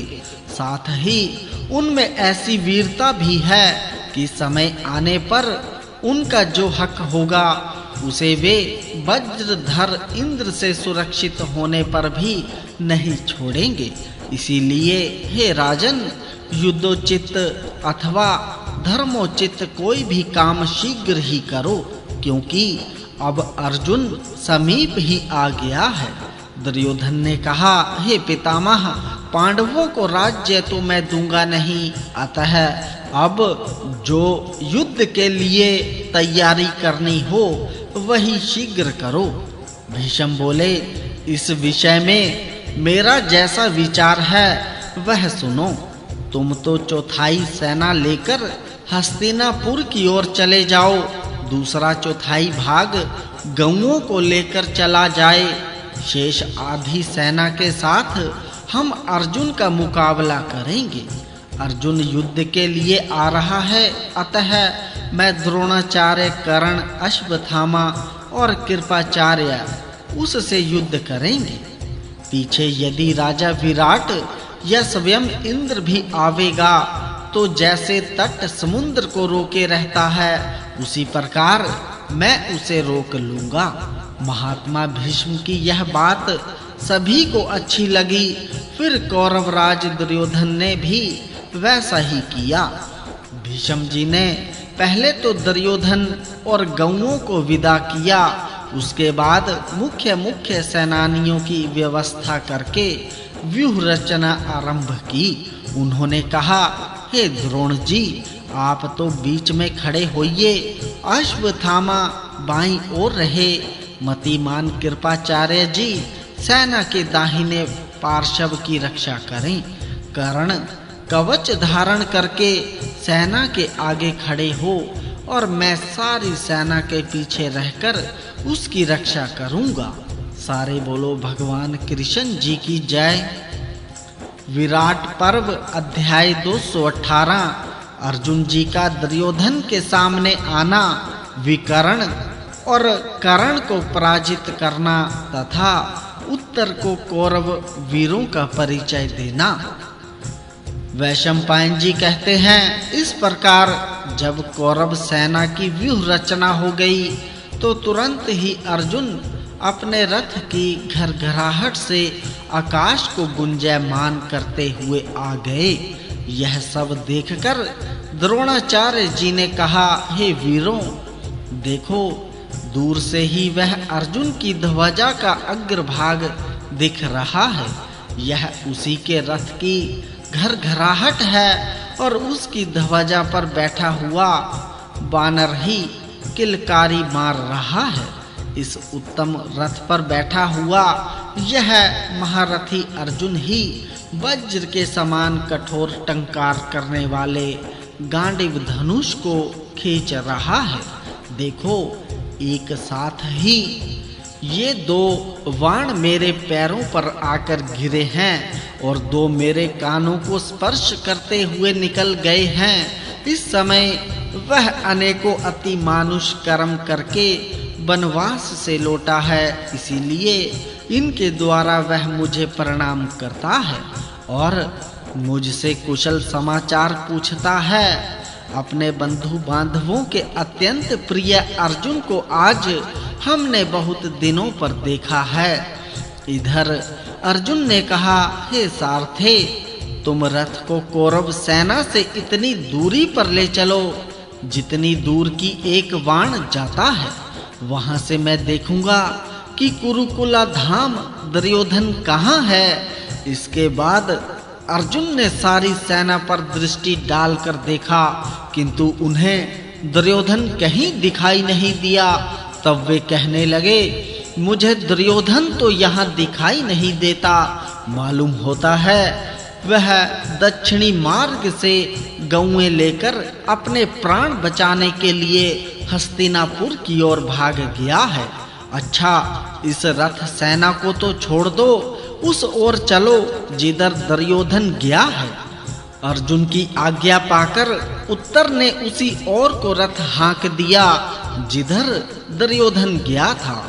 दुर्योधन के पास पहुंचकर अर्जुन अपना नाम सुनाकर उसकी सेना पर टिड्डियों के समान बाण बरसाने लगे। उनके छोड़े हुए बाणों से ढक जाने के कारण पृथ्वी और आकाश दिखाई देने बंद हो गए।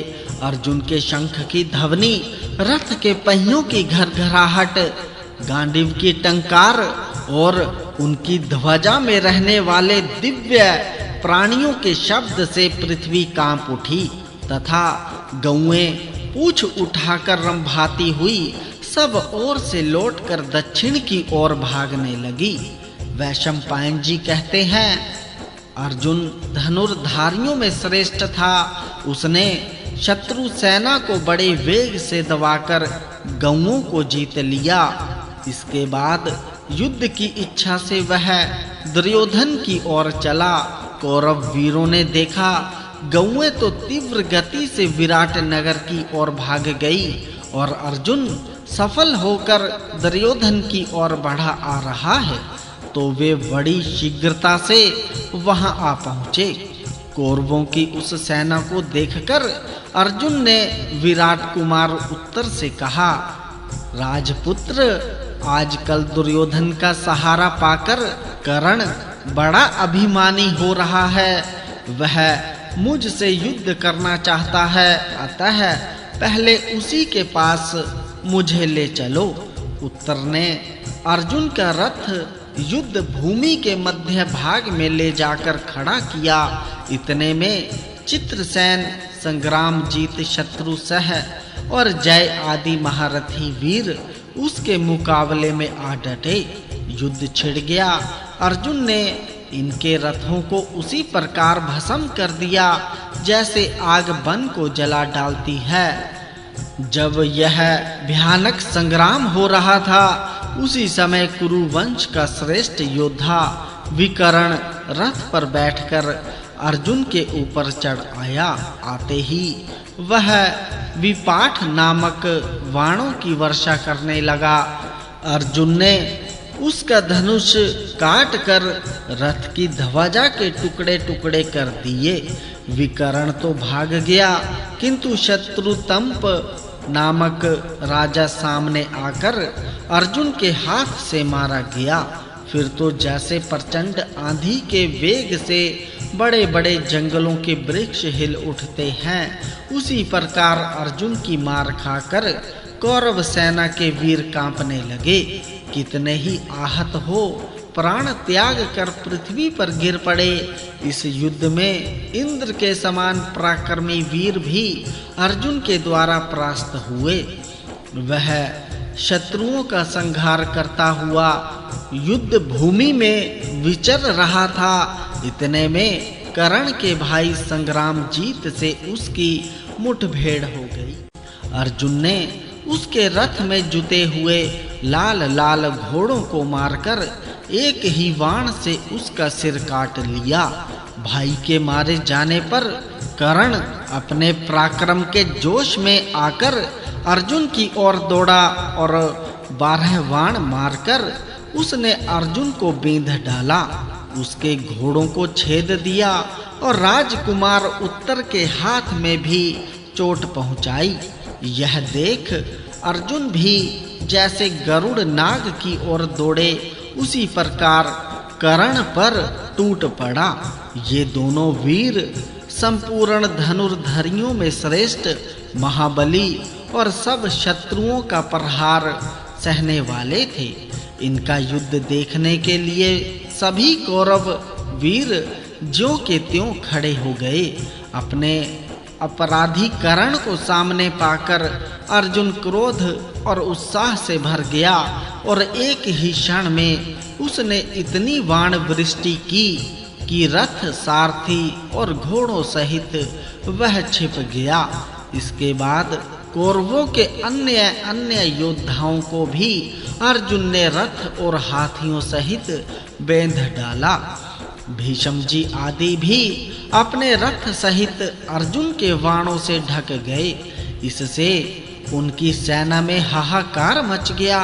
इतने में कर्ण ने अर्जुन के तमाम बाणों को काट दिया और अमर्ष में भरकर उसके चारों घोड़ों तथा सारथी को बींध दिया, साथ ही रथ की ध्वजा को भी काट डाला। इसके बाद उसने अर्जुन को भी घायल किया। कर्ण के बाणों से आहत होकर अर्जुन सोते हुए सिंह के समान जाग उठा और उसके ऊपर पुनः बाणों की वर्षा करने लगा। अपने वज्र के समान तेजस्वी बाणों से उसने कर्ण के बाह, जंघा, मस्तक, ललाट और कंठ आदि अंगों को बींध डाला। कर्ण का शरीर छत विछत हो गया, उसे बड़ी पीड़ा होने लगी। फिर तो जैसे एक हाथी से हारकर दूसरा हाथी भाग जाता है, उसी प्रकार वह युद्ध के मैदान से भाग खड़ा हुआ। कर्ण के भाग जाने पर दुर्योधन आदि वीर अपनी अपनी सेना के साथ धीरे धीरे अर्जुन की ओर बढ़ आए। तब अर्जुन ने हंसकर दिव्य अस्त्रों का प्रयोग करते हुए कौरव सेना पर प्रत्याक्रमण किया। उस समय उस सेना के रथ, घोड़े, हाथी और कवच आदि में से कोई भी ऐसा नहीं बचा था जिसमें 2-2 अंगुल पर अर्जुन के तीखे बाणों का घाव बना हुआ हो। अर्जुन के दिव्य अस्त्र का प्रयोग, घोड़ों की शिक्षा, उत्तर की रथ हाँकने की कला, पार्थ के अस्त्र संचालन का क्रम और पराक्रम देखकर शत्रु भी बढ़ाई करने लगे। अर्जुन प्रलयकालीन अग्नि के समान शत्रुओं को भस्म कर रहा था।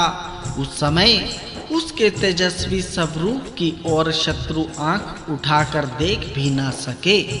उसके दौड़ते हुए रथ को समीप आने पर एक ही बार कोई भी शत्रु पहचान पाता था। दोबारा उसे इसका अवसर नहीं मिलता, क्योंकि अर्जुन तुरंत ही उस शत्रु को रथ से गिराकर परलोक भेज देता था। समस्त कौरव सैनिकों के शरीर उसके द्वारा छिन्न भिन्न होकर कष्ट पा रहे थे। वह अर्जुन का ही काम था, दूसरे से उसकी तुलना नहीं हो सकती थी। उसने द्रोणाचार्य को 73, दुःसह को 10, अश्वत्थामा को 8, दुःशासन को 12, कृपाचार्य को 3, भीष्म जी को 60 और दुर्योधन को 100 बाणों से घायल किया। फिर करणी नामक बाण मारकर कर्ण का कान बींध डाला। साथ ही उसके घोड़े, सारथी तथा रथ को भी नष्ट कर दिया। यह देखकर सारी सेना तीतर बीतर हो गई। तब विराट कुमार उत्तर ने अर्जुन से कहा, हे विजयी, अब आप किस सेना में चलना चाहते हैं? आज्ञा दीजिए, मैं वही रथ ले चलूं। अर्जुन ने कहा, हे उत्तर, जिस रथ के लाल लाल घोड़े हैं, जिस पर नीली पताका फहरा रही है, उस रथ पर बैठे हुए जो अत्यंत कल्याणकारी वेश में व्याघ्र चर्म धारी महापुरुष दिखाई पड़ते हैं, वे हैं कृपाचार्य और वही है उनकी सेना। तुम मुझे उसी सेना के निकट ले चलो और देखो, जिनकी ध्वजा में सुवर्णमय कमंडलू का चिन्ह है, वे ही ये संपूर्ण शस्त्रधारियों में श्रेष्ठ आचार्य द्रोण हैं। तुम मेरे रथ से इनकी प्रदक्षिणा करो। जब ये मुझ पर प्रहार करेंगे तभी मैं भी इन पर शस्त्र छोड़ूंगा। ऐसा करने से ये मुझ पर कोप नहीं करेंगे। इनसे थोड़ी ही दूर पर जिसके रथ की ध्वजा में धनुष का चिन्ह दिखाई देता है, यह आचार्य द्रोण का पुत्र महारथी अश्वत्थामा है तथा जो रथों की सेनाओं में तीसरी सेना के साथ खड़ा है, सुवर्ण का कवच पहने है, जिसकी ध्वजा के ऊपर सुवर्णमयी हाथी का चिन्ह बना है, वही यह धृतराष्ट्र का पुत्र राजा सुयोधन है, जिसकी ध्वजा के अग्रभाग में हाथी की सुंदर श्रृंखला का चिन्ह दिखाई दे रहा है। यह कर्ण है। इसे तो तुम पहले ही जान चुके हो तथा जिनके सुंदर रथ पर सुवर्णमयी 5 मंडल वाली नीले रंग की पताका फहराती है, जो हस्त त्राण पहने हुए हैं, जिनका धनुष बहुत बड़ा और पराक्रम महान है, जिनके उत्तम रथ पर सूर्य और ताराओं के चिन्ह वाली अनेकों ध्वजाएं हैं, मस्तक पर सोने का टोप और उसके ऊपर श्वेत छत्र शोभा पा रहा है, जो मेरे मन में भी उद्वेग पैदा करते रहते हैं। ये हैं हम सब लोगों के पितामह शांतनु नंदन भीष्म जी। इनके पास सबसे पीछे चलना चाहिए, क्योंकि ये मेरे कार्य में विघ्न नहीं डालेंगे। अर्जुन की बातें सुनकर उत्तर सावधान हो गया और जहाँ कृपाचार्य जी का रथ खड़ा था, वहीं अर्जुन का रथ भी ले गया। सारे बोलो भगवान कृष्ण जी की जय। विराट पर्व अध्याय 219 आचार्य कृप और द्रोण की पराजय। वैशंपायन जी कहते हैं, विराट कुमार ने रथ बढ़ाकर कृपाचार्य जी की प्रदक्षिणा की और फिर उनके सामने उसे ले जाकर खड़ा कर दिया।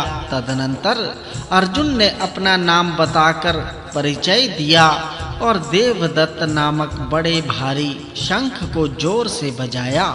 उससे इतनी ऊंची आवाज हुई मानो पर्वत फट रहा हो। वह शंखनाद आकाश में गूंज उठा और उससे जो प्रतिध्वनि हुई वह वज्रपात के समान जान पड़ी। युद्ध अर्थी महारथी कृपाचार्य जी ने भी अर्जुन पर कुपित हो अपना शंख जोर से बजाया। उसका शब्द तीनों लोकों में व्याप्त हो गया। फिर उन्होंने अपना महान धनुष हाथ में ले उसकी टंकार की और अर्जुन के ऊपर 10,000 बाणों की वर्षा करके विकट गर्जना की। तब अर्जुन ने भल्ल नामक तीखा बाण मारकर कृपाचार्य जी का धनुष और हस्त त्राण काट दिया और कवच के टुकड़े टुकड़े कर दिए, किंतु उनके शरीर को तनिक भी कलेश नहीं पहुंचाया। कृपाचार्य जी ने दूसरा धनुष उठाया पर अर्जुन ने उसे भी काट दिया। इस प्रकार जब कृपाचार्य जी के कई धनुष काट डाले तो उन्होंने प्रज्वलित वज्र के समान दमकती हुई एक शक्ति अर्जुन के ऊपर फेंकी।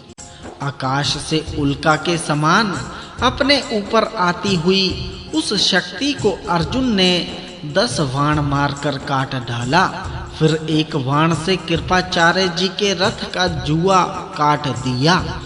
4 बाणों से चारों घोड़ों को मार दिया और छठे बाण से सारथी का सिर धड़ से अलग कर दिया।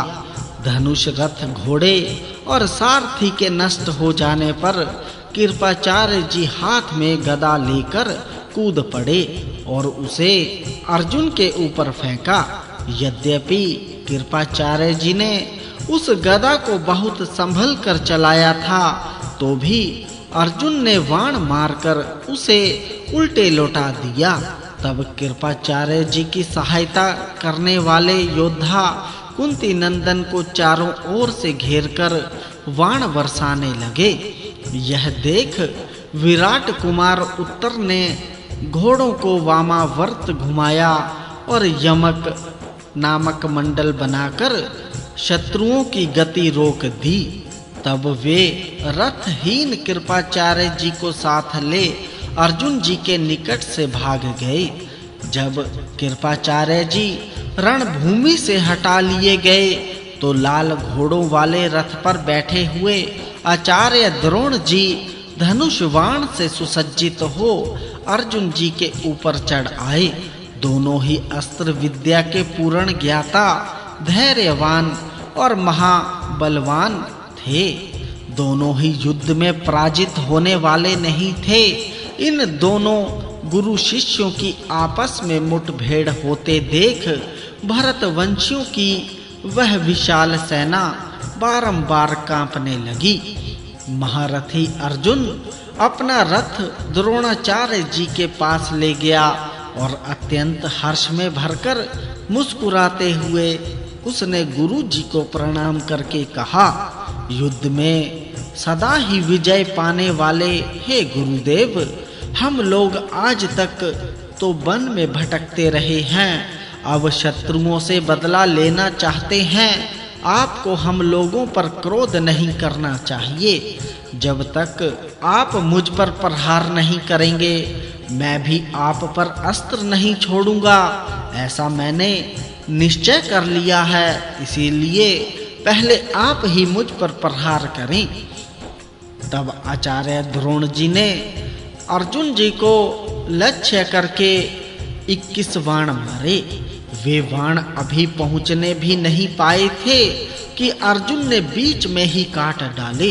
इसके बाद उन्होंने अर्जुन के रथ पर 1000 बाणों की वर्षा करते हुए अपना अद्भुत हस्त लांघव दिखलाया तथा उनके श्वेत वर्ण वाले घोड़ों को भी घायल किया।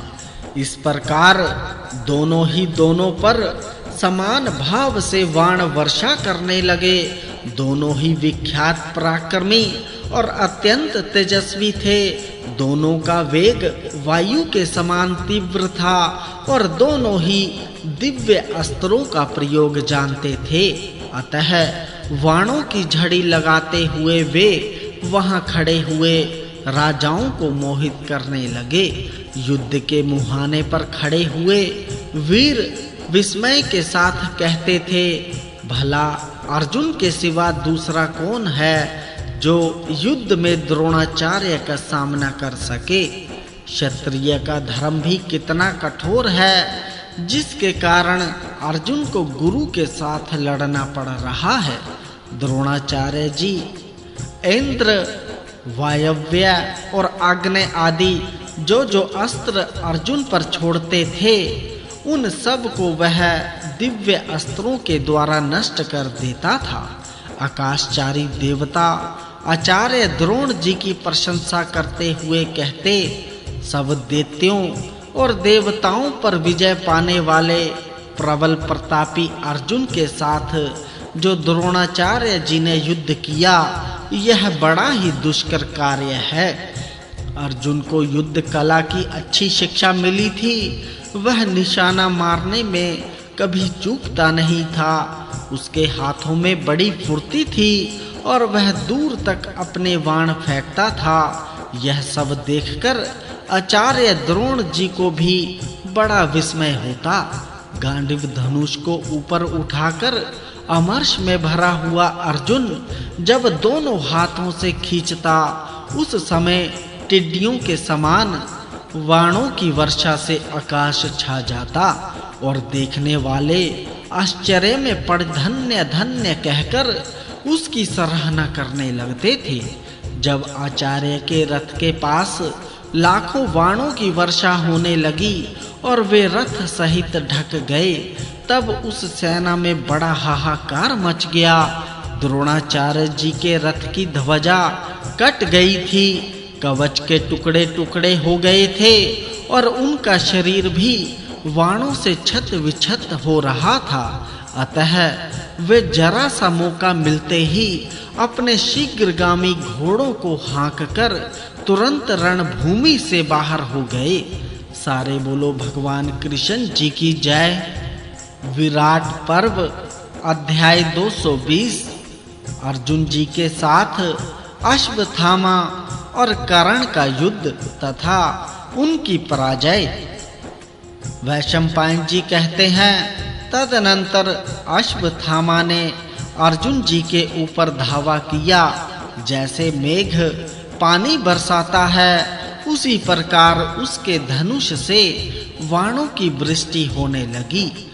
उसका वेग वायु के समान प्रचंड था, तो भी अर्जुन ने सामना करके उसे रोक दिया और उसके घोड़ों को अपने बाणों से मारकर अधमरा कर दिया। घायल हो जाने के कारण उन्हें दिशा का भान ना रहा। महाबली अश्वत्थामा ने भी अर्जुन की जरा सी असावधानी देख एक बाण मारा और उसके धनुष की प्रत्यंचा काट दी। उसके इस अलौकिक कर्म को देखकर देवताओं ने प्रशंसा की और द्रोण, भीष्म, कर्ण तथा कृपाचार्य ने भी साधुवाद दिया। तत्पश्चात अश्वत्थामा ने अपना श्रेष्ठ धनुष तानकर अर्जुन की छाती में कई बाण मारे। अर्जुन खिलखिलाकर हंस पड़ा और उसने गांडीव को बलपूर्वक झुकाकर तुरंत ही उस पर नई प्रत्यंचा चढ़ा दी। फिर उन दोनों में रोमांचकारी युद्ध आरंभ हो गया। दोनों ही शूरवीर थे, इसीलिए अपने सर्पाकार प्रज्वलित बाणों से वे एक दूसरे पर चोट करने लगे। महात्मा अर्जुन के पास 2 दिव्य तर्कस थे, जिसमें कभी बाणों की कमी नहीं होती थी, इसलिए वह युद्ध में पर्वत के समान अचल था। इधर अश्वत्थामा जल्दी-जल्दी प्रहार कर रहा था, इसीलिए उसके बाण समाप्त हो गए। अतः उसकी अपेक्षा अर्जुन का जोर अधिक रहा। यह देखकर कर्ण ने अपने धनुष की टंकार की। उसकी आवाज सुनकर अर्जुन ने जब उधर देखा तो कर्ण पर उसकी दृष्टि पड़ी। देखते ही अर्जुन क्रोध में भर गया और कर्ण को मार डालने की इच्छा से आंखें फाड़-फाड़ कर उसकी ओर देखने लगा। फिर अश्वत्थामा को छोड़कर उसने सहसा कर्ण पर धावा किया और निकट जाकर कहा, हे कर्ण, तू सभा में जो बहुत डींग हाँकता था कि युद्ध में मेरे समान कोई नहीं है, उसे सत्य करके दिखाने का आज यह अवसर प्राप्त हुआ है। मुझसे मुकाबला हुए बिना ही जो तू बड़ी-बड़ी बातें बना चुका है, आज इन कौरवों के बीच मेरे साथ युद्ध करके उसको सत्य सिद्ध कर। याद है, सभा के बीच में दुष्ट लोग द्रौपदी को कष्ट पहुंचा रहे थे और तू तमाशा देख रहा था।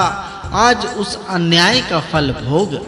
उन दिनों धर्म के बंधन में बंधे रहने के कारण मैंने सब कुछ सहन कर लिया था, किंतु आज उस क्रोध का फल इस युद्ध में मेरी विजय के रूप में तू देखेगा। कर्ण ने कहा, हे अर्जुन, तू जो कहता है उसे करके दिखा। बातें बहुत बढ़-बढ़ कर बनाता है, पर काम तो तूने किया है वह किसी से छिपा नहीं है। पहले जो कुछ तूने सहन किया है उसमें तेरी असमर्थता ही कारण थी। हाँ, आज से यदि देखूंगा तो तेरा पराक्रम भी मान लूंगा और मुझसे लड़ने की जो तेरी इच्छा है यह तो अभी-अभी हुई है, पुरानी नहीं जान पड़ती। अच्छा, आज तू मेरे साथ युद्ध कर और मेरा बल भी देख। अर्जुन ने कहा, हे राधा पुत्र, अभी थोड़ी ही देर हुई तू मेरे सामने युद्ध से भाग गया था, इसीलिए तेरी जान बच गई। केवल तेरा छोटा भाई ही मारा गया। भला तेरे सिवा दूसरा कौन मनुष्य होगा जो अपने भाई को मरवाकर युद्ध छोड़कर भाग भी जाए और सत्य पुरुषों के बीच खड़ा होकर ऐसी बातें भी बनावे। ऐसा कहकर अर्जुन कर्ण के ऊपर कवच को भी छिन्न भिन्न कर देने वाले वाणों का प्रहार करने लगा। कर्ण भी वाणों की वृष्टि करता हुआ मुकाबले में डट गया। अर्जुन ने पृथक वाण मारकर कर्ण के घोड़ों को बींध डाला। उसका हस्त त्राण काट दिया और माथे लटकाने की रस्सी भी काट डाली। तब कर्ण ने भी तरकस से तीर निकाले और अर्जुन के हाथों को बींध दिया। इससे उसकी बंधी हुई मुट्ठी खुल गई। तत्पश्चात महाबाहु अर्जुन ने कर्ण के धनुष को काट दिया। धनुष कट जाने पर उसने शक्ति का प्रहार किया, किंतु अर्जुन ने वाणों से उसके भी टुकड़े-टुकड़े कर दिए। यह देख कर्ण के अनुगामी योद्धाओं ने एक साथ अर्जुन पर आक्रमण किया, परंतु गांडीव से छूटे हुए वाणों द्वारा वे सब के सब यमलोक के अतिथि हो गए। इसके बाद अर्जुन ने कान तक धनुष खींचकर कई तीखे वाणों से कर्ण के घोड़ों को बींध डाला। घायल हुए घोड़े पृथ्वी पर गिरकर मर गए। फिर अर्जुन ने एक तेजस्वी बाण कर्ण की छाती में मारा। वह बाण कवच को भेदकर उसके शरीर में घुस गया। कर्ण बेहोश हो गया। उसकी आंखों के सामने अंधेरा छा गया। भीतर ही भीतर पीड़ा सहता हुआ वह युद्ध छोड़कर उत्तर दिशा की ओर भाग गया। महारथी अर्जुन तथा उत्तर उच्च स्वर से गर्जना करने लगे। सारे बोलो भगवान कृष्ण जी की जय। विराट पर्व अध्याय 221 अर्जुन जी और भीष्म जी का युद्ध तथा भीष्म जी का मूर्छित होना।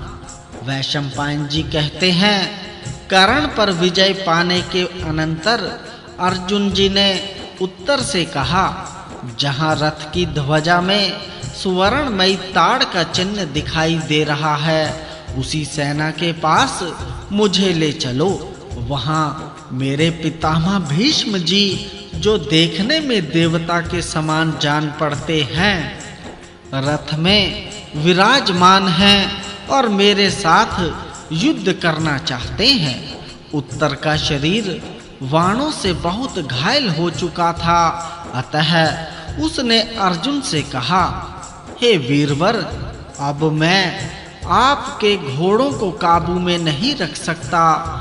मेरे प्राण संतप्त हैं, मन घबरा रहा है। आज तक किसी भी युद्ध में मैंने इतने शूरवीरों का समागम नहीं देखा था। आपके साथ जब इन लोगों का युद्ध देखता हूँ तो मेरा मन डावाडोल हो जाता है।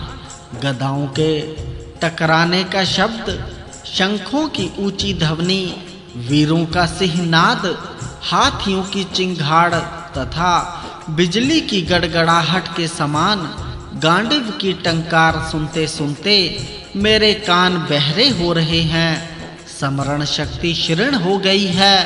अब मुझ में चाबुक और बांग डोर संभालने की शक्ति नहीं रह गई है। अर्जुन ने कहा, हे नरश्रेष्ठ, डरो मत, धैर्य रखो। तुमने भी युद्ध में बड़े अद्भुत पराक्रम दिखाए हैं। तुम राजा के पुत्र हो, शत्रुओं का दमन करने वाले मत्स्य नरेश के विख्यात वंश में तुम्हारा जन्म हुआ है। इसीलिए इस अवसर पर तुम्हें उत्साहहीन नहीं होना चाहिए। हे राजपुत्र, भली भांति धीरज रखकर रथ पर बैठो और युद्ध के समय घोड़ों पर नियंत्रण रखो। अच्छा, अब तुम मुझे भीष्म जी की सेना के सामने ले चलो और देखो कि मैं किस प्रकार दिव्य अस्त्रों का प्रयोग करता हूँ। आज सारी सेना को तुम चक्र की भांति घूमते हुए देखोगे। इस समय मैं तुम्हें बाण चलाने की तथा अन्य शस्त्रों के संचालन की भी अपनी योग्यता दिखाऊंगा। मैंने मुट्ठी को दृढ़ रखना इंद्र से, हाथों की फुर्ती ब्रह्मा जी से तथा संकट के अवसर पर विचित्र प्रकार से युद्ध करने की कला प्रजापति से सीखी है। इसी प्रकार रुद्र से रुद्र अस्त्र की, वरुण से वरुण अस्त्र की, अग्नि से अग्नि अस्त्र की और वायु देवता से वायव्य अस्त्र की शिक्षा प्राप्त की है। अतः तुम भय मत करो, मैं अकेले ही कौरव रूपी वन को उजाड़ डालूंगा। इस प्रकार अर्जुन ने जब धीरज बंधाया तब उत्तर उसके रथ को भीष्म जी के द्वारा सुरक्षित रथ सेना के पास ले गया। कौरवों पर विजय पाने की इच्छा से अर्जुन को अपनी ओर आते देख निष्ठुर पराक्रम दिखाने वाले गंगानंदन भीष्म जी ने धीरता पूर्वक उसकी गति रोक दी। तब अर्जुन जी ने बाण मारकर भीष्म जी के रथ की ध्वजा जड़ से काटकर गिरा दी। इसी समय महाबली दुशासन, विकर्ण, दुस्सह और विभीषति इन 4 वीरों ने आकर धनंजय को चारों ओर से घेर लिया। दुशासन ने एक बाण से विराट नंदन उत्तर को बींधा और दूसरे से अर्जुन की छाती में चोट पहुंचाई। अर्जुन ने भी तीखी धार वाले बाण से दुशासन का सुवर्ण जटित धनुष काट दिया और उसकी छाती में 5 बाण मारे। उन बाणों से उसको बड़ी पीड़ा हुई और वह युद्ध छोड़कर भाग गया। इसके बाद विकर्ण अपने तीखे बाणों से अर्जुन को घायल करने लगा। तब अर्जुन ने उसके ललाट में एक बाण मारा। उसके लगते ही घायल होकर वह रथ से गिर पड़ा। तदनंतर दुस्सह और विभीषति दोनों एक साथ आकर अपने भाई का बदला लेने के लिए अर्जुन पर बाणों की वर्षा करने लगे। अर्जुन तनिक भी विचलित नहीं हुआ।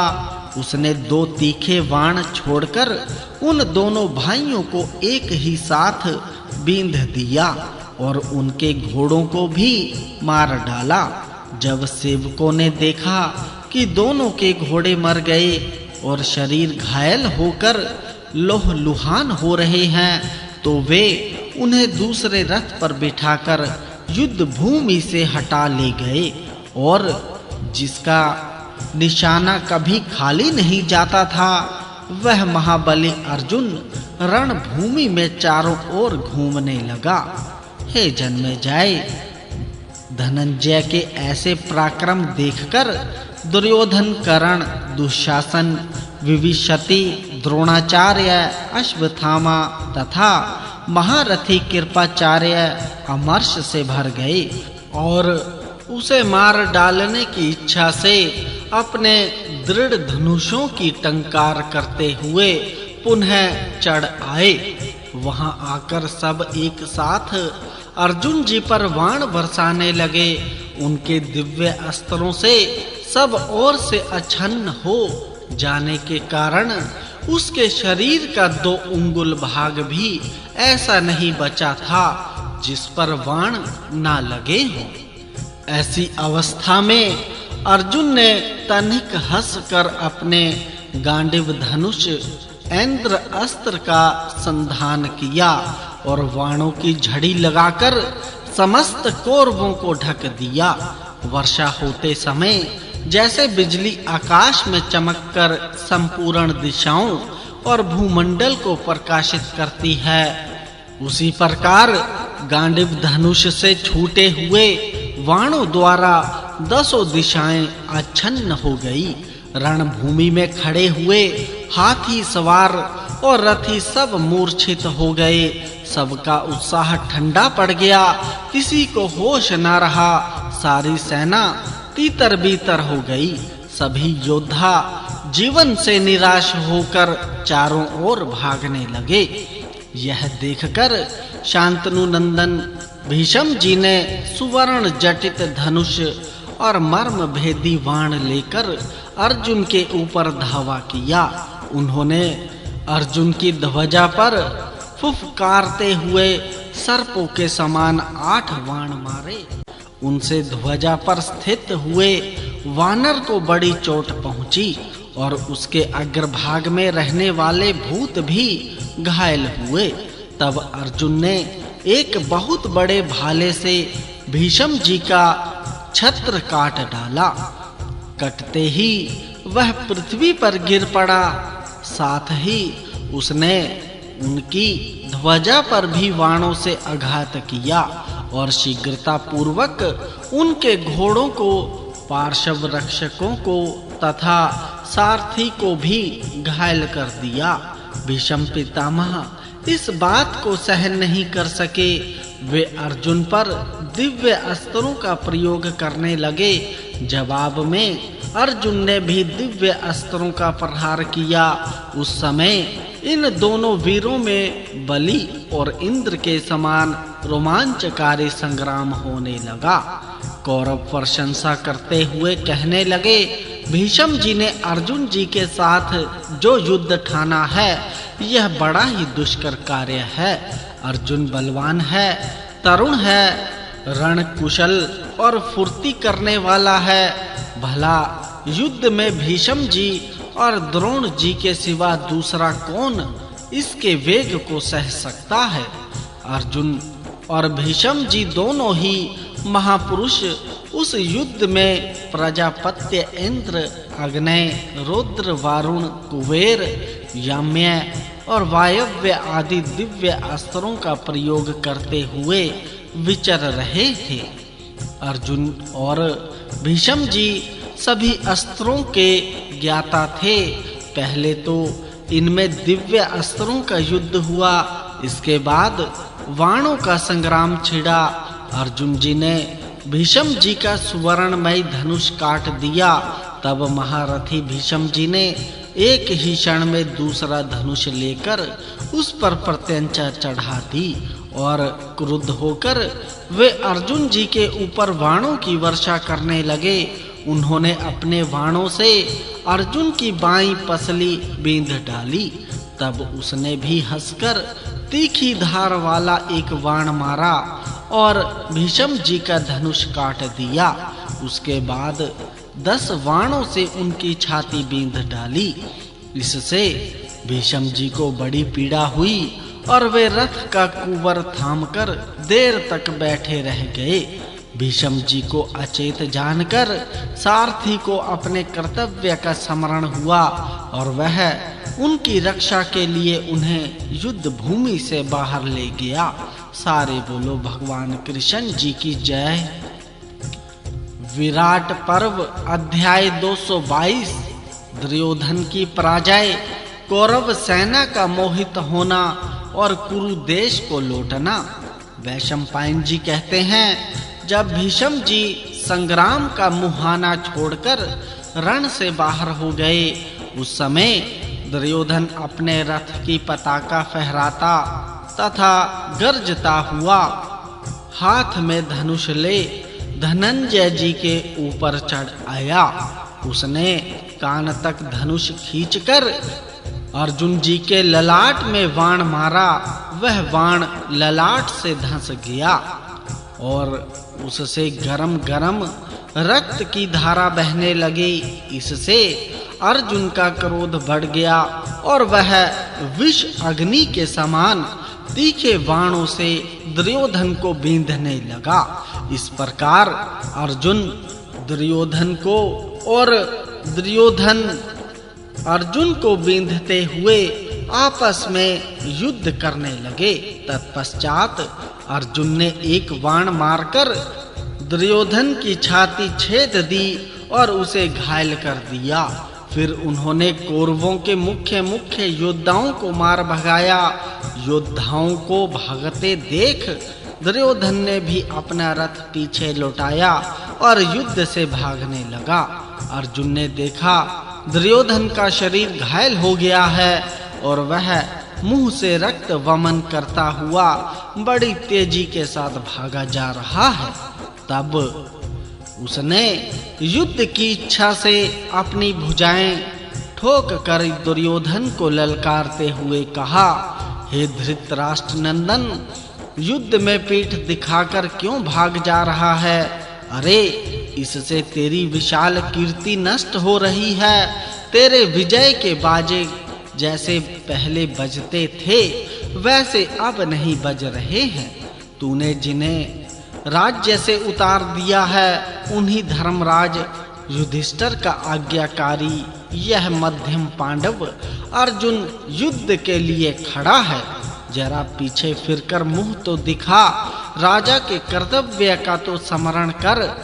फिर पुरुष, हे दुर्योधन, अब आगे पीछे तेरा कोई रक्षक नहीं दिखाई देता, इसीलिए भाग जा और इस पांडव के हाथ से अपने प्यारे प्राणों को बचा ले। इस प्रकार युद्ध में महात्मा अर्जुन के ललकारने पर अंकुश की चोट खाए हुए मत गजराज के समान दुर्योधन लौट पड़ा। अपने छत विछत शरीर को किसी तरह संभालकर उसे पुनः युद्ध में आते देख कर्ण उत्तर ओर से उसकी रक्षा करता हुआ अर्जुन के मुकाबले में आ गया। पश्चिम से उसकी रक्षा करने के लिए भीष्म जी धनुष चढ़ाई लौट आए। द्रोणाचार्य, कृपाचार्य, विभीषति और दुःशासन और अपने बड़े-बड़े धनुष लिए शीघ्र ही आए। दिव्य अस्त्र धारण किए हुए उन योद्धाओं ने अर्जुन को चारों ओर से घेर लिया और जैसे बादल पहाड़ के ऊपर सब ओर से पानी बरसाते हैं, उसी प्रकार वे उस पर बाणों की वर्षा करने लगे। अर्जुन ने अपने अस्त्र छोड़कर शत्रुओं के अस्त्रों का निवारण कर दिया और कौरवों को लक्ष्य करके सम्मोहन नामक अस्त्र प्रकट किया, जिसका निवारण होना कठिन था। इसके बाद उसने भयंकर आवाज करने वाले अपने शंख को दोनों हाथों से थामकर उच्च स्वर से बजाया। उसकी गंभीर ध्वनि से दिशा विदिशा, भूलोक तथा आकाश गूंज उठे। अर्जुन के बजाए हुए उस शंख की आवाज सुनकर कौरव वीर बेहोश हो गए। उनके हाथों से धनुष और बाण गिर पड़े तथा वे सभी परम शांत निश्चेष्ट हो गए। उन्हें अचेत हुए देख अर्जुन को उत्तरा की बात का स्मरण हो आया। अतः उसने उत्तर से कहा, हे राजकुमार, जब तक इन कौरवों को होश नहीं होता तब तक ही तुम सेना के बीच से निकल जाओ और द्रोणाचार्य तथा कृपाचार्य जी के श्वेत, कर्ण के पीले तथा अश्वत्थामा एवं दुर्योधन के नीले वस्त्र लेकर लौट आओ। मैं समझता हूँ पितामह भीष्म जी सचेत हैं, क्योंकि वे इस सम्मोहन अस्त्र को निवारण करना जानते हैं। इसीलिए उनके घोड़ों को अपनी बाईं ओर छोड़कर जाना, क्योंकि जो होश में है उनसे इसी प्रकार सावधान होकर चलना चाहिए। अर्जुन के ऐसा कहने पर विराट कुमार उत्तर घोड़ों की बांगडोर छोड़कर रथ से कूद पड़ा और महारथियों के वस्त्र ले पुनः शीघ्र ही उस पर आ बैठा। तदनंतर वह रथ हाँक कर अर्जुन को युद्ध के घेरे से बाहर ले चला। इस प्रकार अर्जुन को जाते देख भीष्म जी उसे बाणों से मारने लगे। तब अर्जुन जी ने भी उनके घोड़ों को मारकर उन्हें भी 10 बाणों से बींध दिया। इसके बाद सारथी के भी प्राण ले लिए। फिर उन्हें युद्ध भूमि में छोड़कर वह रथियों के समूह से बाहर आ गया। उस समय बादलों से प्रकट हुई सूर्य जी की भांति उसकी शोभा हुई। इसके बाद सभी कौरव वीर धीरे-धीरे होश में आ गए।